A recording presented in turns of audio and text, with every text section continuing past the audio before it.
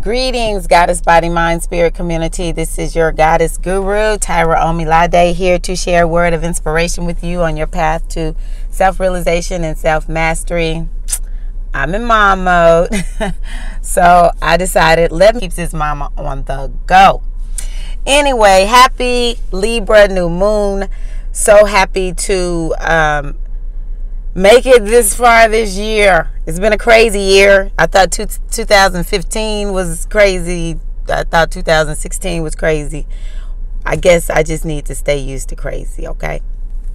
But we have made it to the Libra new moon. Y'all set your intentions. It is time to set your intentions. So much of what I'm hearing right now is that this is the time to take action, and that's what I have to talk to you all today about. It's time for us to take action on moving in the direction of that which we desire. You know, we've lived so long just sort of in a lull, just sort of plodding along, and those days are over.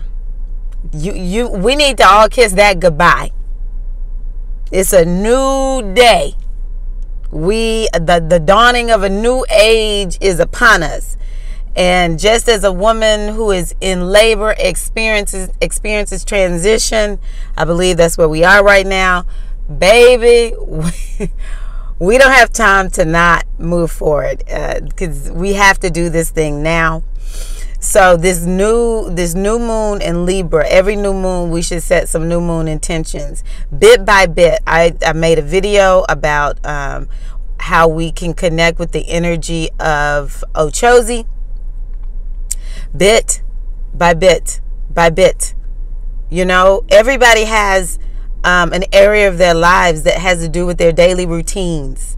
Be it daily routines for just your regular lifestyle, daily routines for your business, daily routines for your health, you know, for running your family, all of that. So bit by bit by bit, now is the time to get wild and crazy. We do not want to wait to get wild and crazy when the time is upon us. You know, this is an ancestral time. The energy of Irosun spoke from my Meridine Lagoon oracle. And Irosun says you have got to connect with your ancestors. You have got to connect with the traditions and the ways of the past, because those will help you forge and move your way towards whatever part of the legacy is yours to do. You've got to remember the ways of the ancestors. And one of the things I think about of the ancestors that didn't live in comfort like we live in is they knew you can't wait for winter to arrive to begin to do things that help you survive the winter. The planning for winter happened when they planted that seed back in the spring, nurtured it, and harvested it so that they were ready and had some stuff stored up for the winter. So the time for us, and I'm sort of speaking etherically right now because I'm not one of those types that can see the future. Like, you know, I see all the details of the future. And to be honest with you, I am largely depending on wisdom that is coming forth from other teachers and gurus that I listen to. But just know, few years down the road, things lay ahead. Now is the time to prepare for then.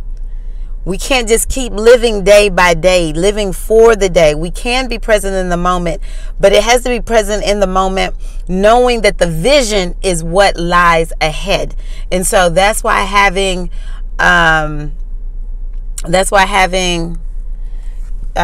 new moon intentions is so important. That's why having new moon intentions is so important. If anyone is out there, let me know if you can hear me.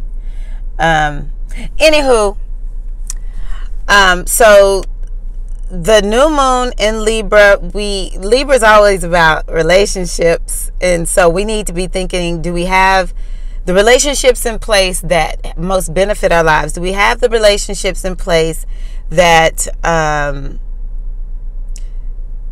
will support us in the greater vision for our lives. So looking at that.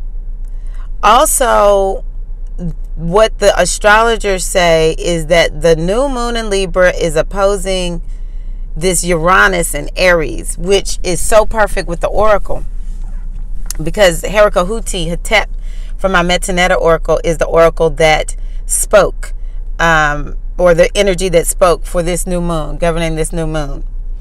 Because Herakahuti is the energy of Mars, which governs Aries. And that's where Uranus is right now. And so what is called forth right now is embracing change. And this is why I started off the way that I started off. Embracing change. Moving forward with courage. And you know what you're moving forward. You know what you're moving towards. So it's very important for us to understand that change is upon us. And so we have got to move with it. Because if we try to push back up against it, it's really just going to drag us along. It's really that kind of time. Okay? We just have got to embrace the change. We have to have courage. Courage the kind of courage that says, I fear nothing. I have more to gain than to lose by moving forward. I have more to lose staying where I am than I do moving forward. Okay? So now is the time for us to stand in our courage. And when you stand in your courage in that way, this Herakahuti Ogun way, this is the energy that's been speaking all year. It's just really based on the vision. It's based on knowing that I may not be able to see how the path will unfold in front of me, but I'm going to do it anyway because I have more to lose staying where I am. Sorry. I've been telling you all year, I wish that it was soft, gentle energy, but it's just not. That doesn't mean it's, we can't have fun. It's just we'll be having fun doing hard work. We'll have fun being uncomfortable, moving into new places. Some people may find that change, sudden change is on the horizon. Oof, I don't like sudden change, but it happens. But we can see it coming if we would just, open our eyes to it. That's something to consider doing this new moon in Libra. And the other thing is, if you feel like you need protective energy, really call on this energy, this martial energy, this energy of Ogun. I have to tell y'all, I'm in my Jupiter return phase. This is a time where the transiting Jupiter is reconnecting with where Jupiter was in my birth chart. And my Jupiter is in my first house. So when I have my Jupiter return, it is in my house of self. It's in my house of my identity, my body also. And so many times that I've had this Jupiter return, major things have happened, even though I didn't know I was having a Jupiter return. When I look back at my previous Jupiter returns, and they're about every 12 years, so around 24, 36, and now I'm heading towards 48. When I look back at them, I'm like, wow, whew, I had some major changes happen, and they were for the better. They expand us. Jupiter expands us. And so just with this Herakahuti, this martial energy, I've always been one who likes martial arts. I took Taekwondo when I was a child. I've been flirting with capoeira since I've been working at my nonprofit. And I love kickboxing. I love martial arts, or that kind of way of moving the body. And my kids have been going to Taekwondo for 7 years. And I have been vehemently opposed to being a part of Taekwondo because I feel too busy. I don't want to test. I teach fitness classes. So it just felt like another thing to do.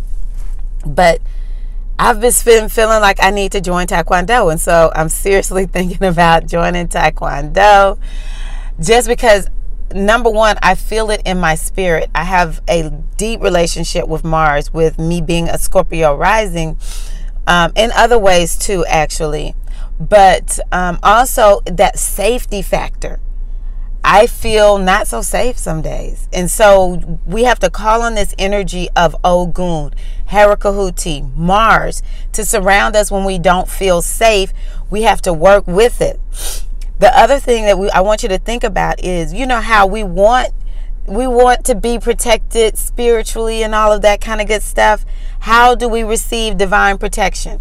We receive it through following the law. When you follow the divine laws of the universe, you will naturally receive divine protection, the divine protection of Herakahuti. So the question is your life in alignment with the natural laws of the universe? Are you working with the laws, or are you working in contradiction? The more you work with the laws, you can, like with science, create the things that you desire in your life. And I hope to get somebody on to talk about these laws. If Shango Dare is watching, Shango Dare, Christopher Brown, is it Gone Philosophy? I want you to come on and talk about divine laws. Anyway, so that's something to think about, this energy of protection. And then again, we all need to be connecting with our ancestors. We need to be doing some ancestral work. All you have to do is just talk to your ancestors of light. And you can say, if there are any dark, deceased ancestors hanging around me, you cannot stay. I send you on your way with light and love towards your healing. And then you just start talking to your ancestors. They are here to assist you. And they will support you in the change. They will support you in moving towards the new that inevitably we're all headed into. Y'all, you've got to let go of the past. It's gone. Okay, it's gone. So that's what I have for you all for this new moon. Work with your ancestors. Embrace change. Get the frick busy working on your dreams. Get busy moving yourself in a place where you are going to land exactly in the spot where you want to be. And work with the energy of your ancestors. Irasun. One other thing. Also, for those who know Ifa, there's this energy called Osun. When you look at it, it sort of looks like the spelling of Oshun. But in Ifa, it would be spelled maybe without that special kind of S. I don't know all the names of the letters in the Ifa alphabet, but that Oshun, typically you'll see an S with 2 dots underneath, I think. That's Oshun, the energy of the goddess Oshun. She is so beautiful. She is so wise. She is so powerful. But I'm talking about Osun. And this energy protects our Ori, okay? And sometimes it's challenging to always understand all these different Orisha in Ifa. So it took me a while to get Osun. When you initiate into Ifa and get your warriors, this is one of the warrior energies, you may receive your Osun. It's a small little silver, they call it the small, like a miniature Babalao staff, and it has a rooster on it. I'm one who subscribes to this energy is universal, so we can use it however we want. Even if you haven't initiated, you can still work with the wisdom of Osun, because Osun provides protection for our Ori, our higher self. And one of the things I began to realize with Osun was, I tell Osun, protect my Ori from receiving stuff that it doesn't need. In particular, because see, this is the way the warrior energy works.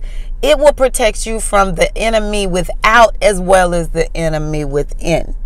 And so this energy of Osun, I asked, protect my Ori from me, because I can watch some stuff that, too much news. That's my biggest thing. I will watch news.